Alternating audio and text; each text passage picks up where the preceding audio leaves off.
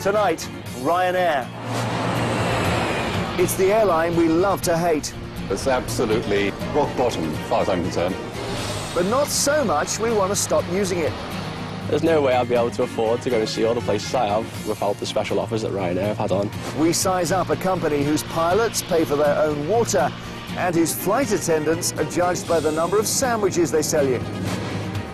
And we discover what it's like to be on the receiving end of a man who flies the hardest bargain of all. If you want to agree to an unedited interview, happy to answer any questions you have. It's quite straightforward. But this conversation we're having now Will be cut to suit the panorama agenda.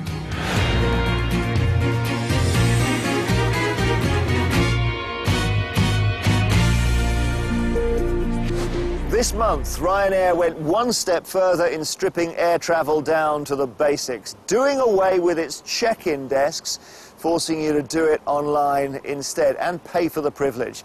It's a big moment for a company and its chief executive, who sometimes stretches customer loyalty to breaking point and who famously will only do business on his terms. With competitors copying their methods and expansion across the Atlantic on the cards, what does the future hold for the airline we know and love, or hate?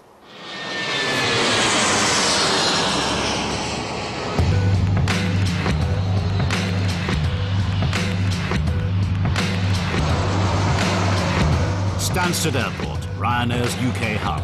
August, and for lots of families it was to be a summer holiday to remember. This is the scene that holidaymakers faced as they started their trips here on Saturday, and 700 of them didn't make it past the first hurdle at the check-in. Ryanair, famous for offering cheap flights, had found another way of cutting costs. No separate desks for individual flights, no need for them. The Byrne family joined the queue. We'd already checked in online, so we were just expecting to deposit our bags. And of course we were flying to Portugal for a week. We had, probably between us, we had about eight or nine bags. Not enough bag drop desks, not enough Ryanair staff. Result, holiday hell and bad news for Ryanair.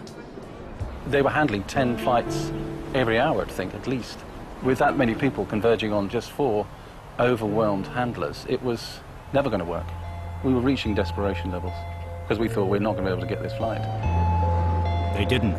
The Byrnes stayed at a hotel overnight and flew by a different airline the next morning to an airport 700 kilometers away from their intended destination, and finally got there by hire car instead. Ryanair have reimbursed the Byrnes and apologized, blaming a shortage of agency staff for the chaos. They said they were working to make sure that the situation didn't recur. The Byrne family think it could. By eliminating the costs, they are also eliminating certain services that customers demand. in your case, like getting on the flight at all. That's a simple thing to ask, and we're never permitted boarding.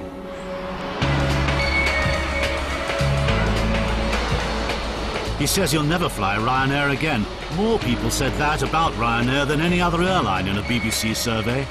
And Which magazine's readers rated them 33rd out of 42 airlines for customer satisfaction. But come on now, all airlines have bad air days.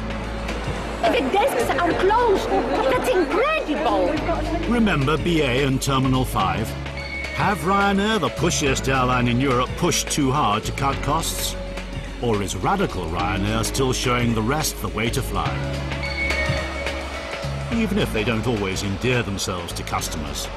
I don't think they go out of their way to make enemies. They just go out of their way to be as most efficient carrier as they possibly can be. So for Ryanair, it's not about being loved? No, it's not. And I'm not sure why any business should be. And it's a business which has grown and grown. Ryanair started with one plane in 1985 and now has 200, flying to nearly 150 destinations in 26 different countries.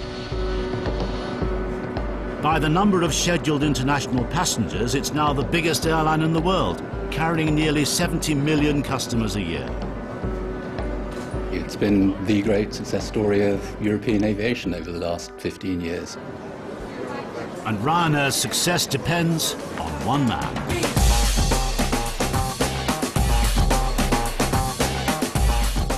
love recessions.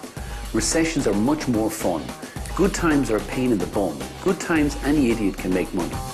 Ryanair's boss is Michael O'Leary, not your typical CEO. Michael O'Leary is a mighty man. Obnoxious, that's the one word I think of when I think of that man. He should be running the country. If he was running the country, we wouldn't be in the mess we're in. Ryanair. You either love them or you hate them. They say customer service isn't about waiting on you hand and foot. They don't. They say it's about getting you there cheaply and on time. And Ryanair's so well known for the way they do business, they've spawned a whole industry of people taking the Michael out of them. The airline whose fares are famously cheap, but everyone knows that the quoted ticket price may not be quite the end of the story. Well, hello, Michael. How's the crack? What are you after? A pint of lager, certainly. 49 pence. Yes, I know that appears cheap. The glass is going to cost you £2. Will you be wanting a head on it, Michael? But let's get one thing cleared up straight away. Ryanair insists they have no hidden charges. OK, they haven't. So they won't mind our drawing your attention to some of them. Let's start our journey at the website. You have to. They charge you £5 per person per flight for online check-in. You're using your computer, your electricity, your printer paper, and your ink, but you're paying them a commission? Next non-hidden charge, if you forget to print out your boarding card and bring it with you, they'll charge you £40 per person per flight at the airport for printing it out for you. For a family of 4, that's £160 more.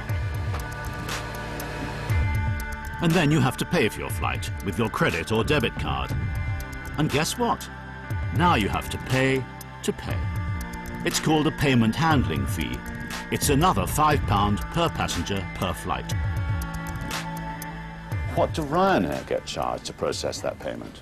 If it's a credit card transaction, they will be charged between 1 and 2.5%. If it's a debit card, they would be charged a flat fee, which is normally a matter of pence, certainly nowhere near £5. But as Ryanair point out, you have a choice. You don't have to accept their terms, and you can avoid that non-hidden handling charge of £5 per person per flight if your debit card is on the Visa Electron system. Take a look at yours.